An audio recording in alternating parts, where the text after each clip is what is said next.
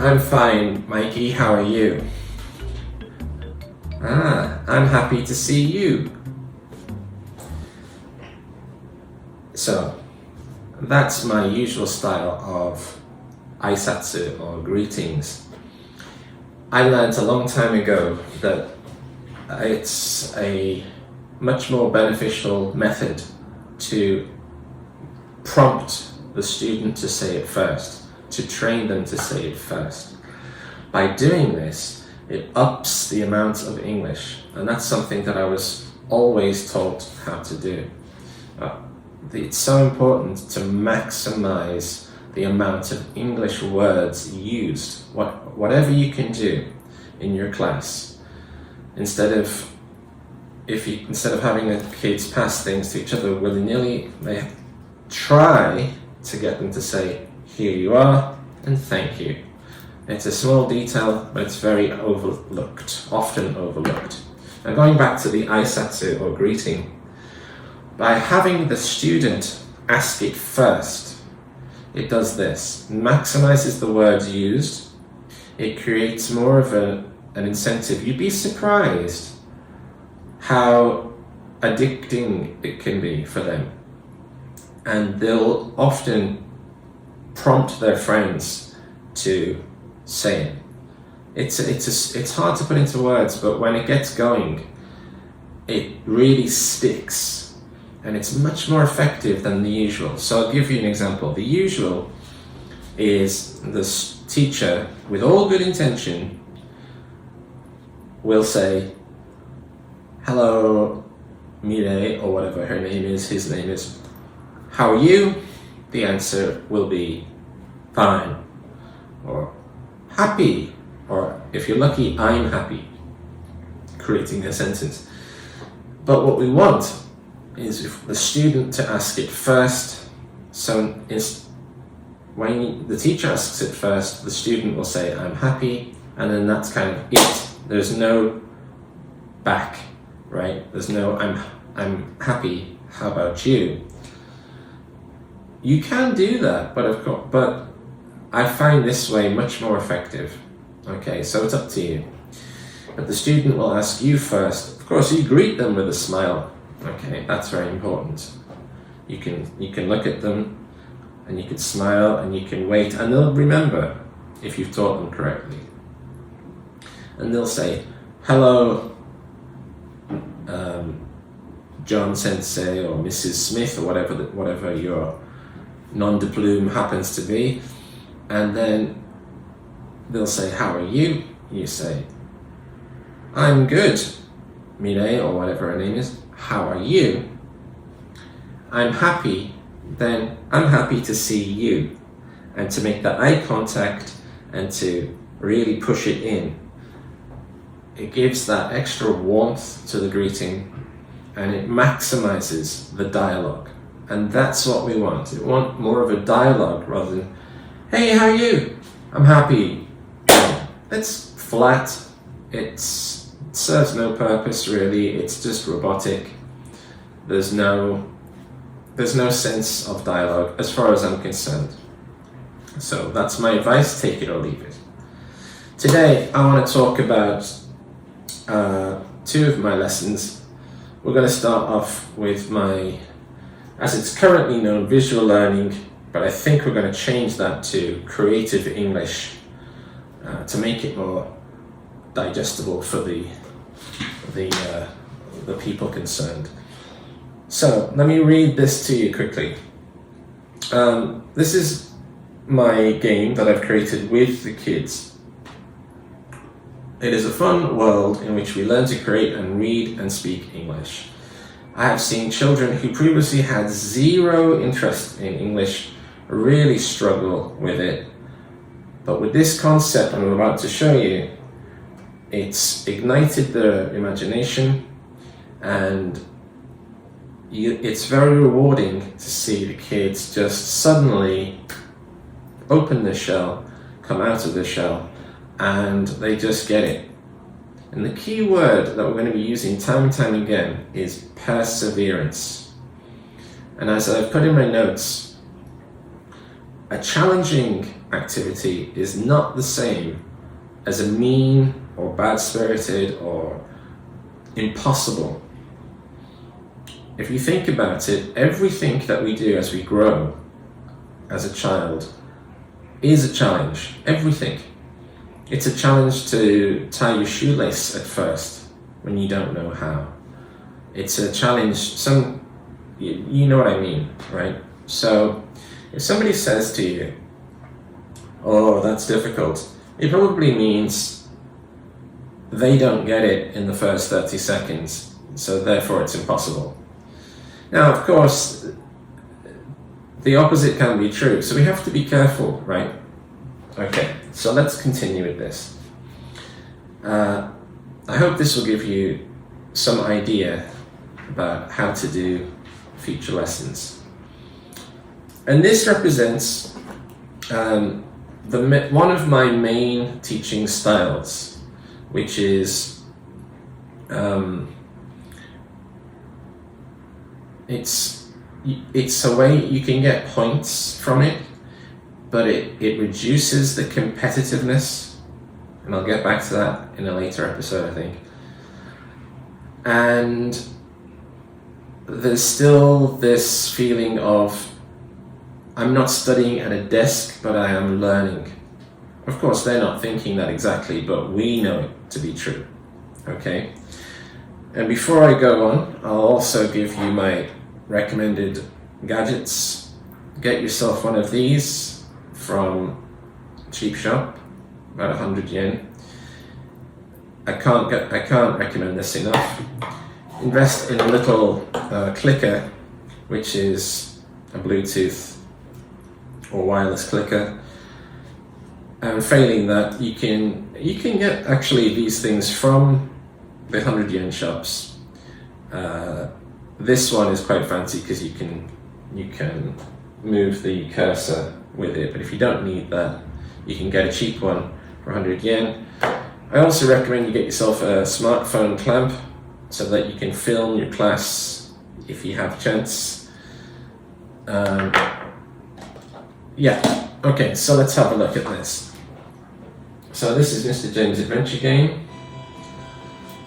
This is my artwork here, this is my animation, but all these are the characters that the kids have made. We're not going to look at every single page today. This is the map. And the idea is, within each island, there's a different set of questions, and it's not really a professional game, but it gives that feeling of, hey, we're playing a game, you know, this is fun. This isn't a test. This isn't school, because our challenge is really difficult. They've been at school all day. They might love it, they might hate it, but they've been at school all day. They finish that, and they come straight into another studying environment. So where does that leave us? Well, I'll just let this play. Well, so our goal is quite challenging, because when you're a school teacher, like an elementary school teacher, you don't really have to justify the lesson. This is school, we're here to learn, here's the lesson. Of course, I don't recommend it to be that black and white, but you don't have to sugarcoat the lessons so much. But here, when you're in an after-school program or any kind of extra learning curriculum, oh, incidentally, look at this. That's actually animated by one of the students, this monster. Really good. I'm so proud of it. Okay, let's see. These are all the characters, as I said, and I think we're getting to the main. Okay, let's start. So I always start with English time with Mr. James. Let's start, or something like that. Gets them activated. Okay. So the phrases used in the box are not the important thing. Hopefully, you'll be able to create your own version of this by watching these videos. Hopefully, of course, you can do this, but you can use this into your own style to fit whatever target language that you have. This is very new. I don't expect the kids to be able to read this immediately or memorize it, but this is part of my new daily drill. So I try to get all the language I need, classroom English, all that in one program. So we start with the daily drill: classroom English, practical English, daily English.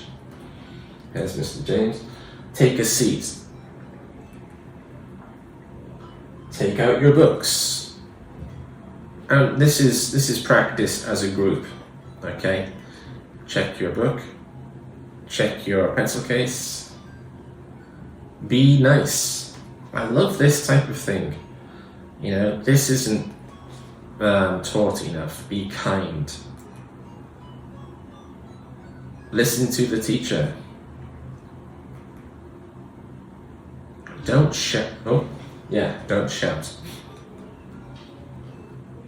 Raise your hand. I have all these phrases elsewhere, so I try and expose these kind of phrases every day in some way or another. Magic window. Let's create. So this segment is actually aimed at the youngest kids in kindergarten. Simple phrases, trying to maximize on 3-letter words. This is a man. He can walk. And again, I'm using this, and I can, if you're really good, you can use this to point. Visibility is prime. He is green. He is yellow. This is a penguin. He is blue and white and orange. Now it's up to you how difficult you can slide that bar of difficulty yourself. For example, if kids are so young that they're not reading yet, then the emphasis is on the character. He is green. But if they're reading, if they're at that reading level already, then you can point to each word as you say it. I always think of it like karaoke. He is green, and try to go with the beat. So instead of he is green, that's not good. You should go he is, and then for a long word, green. Okay. Now this one has 4 syllables, so we're not going to go bum bum bum. We're going to go bum bum bum bum. He is yellow. Okay, it's really important to get that subconscious learning in at an early stage. Well, let's move on. We've seen that one. Here's Banana Island. Okay, so this is the typical thing that I do. Now, I'm gonna raise the volume a little bit here. Now I often have what I call my quest sheet. You have a sheet, it's basically a coloring page. In Japan, they love to do this thing called Stamp Rally. And it's basically the same concept. The concept of completion. The concept of you've got to get all the characters, you've got to find all the items. Kids love this. And even in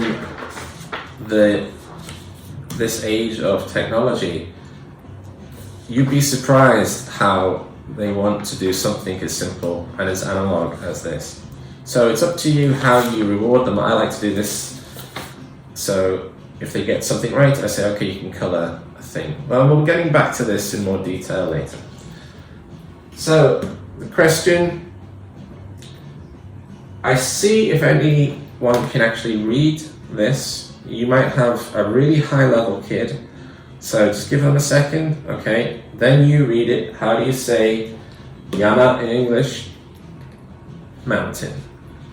And you play this every day, and the kids learn as they go. And the goal is to see how fast you can go through this as a class. And I really love team efforts. So instead of putting people into teams or making it a super competitive thing, somehow it's better to do it as a team where everybody benefits from everybody getting the answer right. So the goal is to, like for example, if everyone stands up at the beginning, that every time you get an answer right, you can sit down. And to avoid kids being worried or left out, I always say to the kids, if you're sitting down, then you can tell the answer to somebody in your team or in your class. So if they're sitting down and they're saying, I know, I say, okay, whisper, tell the person next to them, help your team. And that's really essential. Now, as you can see here, so there's basically 3 or 4 basic question categories that I always use.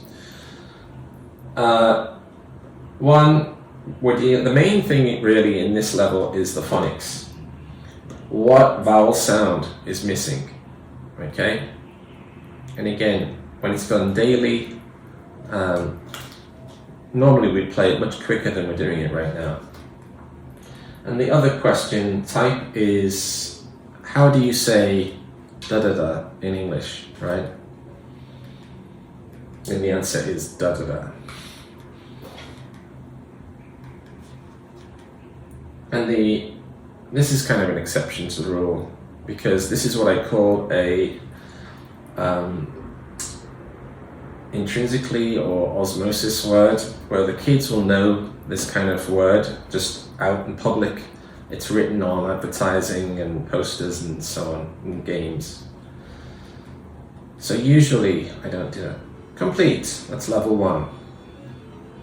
So it's up to you if you want to continue, or I would always recommend, okay, that one's complete, everybody sit down, do a little bit of writing or something a bit more, or reading, group reading or something. Just change, move to a different part of the room, change your station, so kids aren't just looking in one place all the time. Shuffle as much as you can, right? Go through as much as you can. Do a little, if you've got a lot of writing that needs doing, don't do it all at once. Just do a couple of sentences. Okay, good, let's go back to the game station, and let's start again. So, that's broken, sorry, lip. Let me just talk about this for a second. So,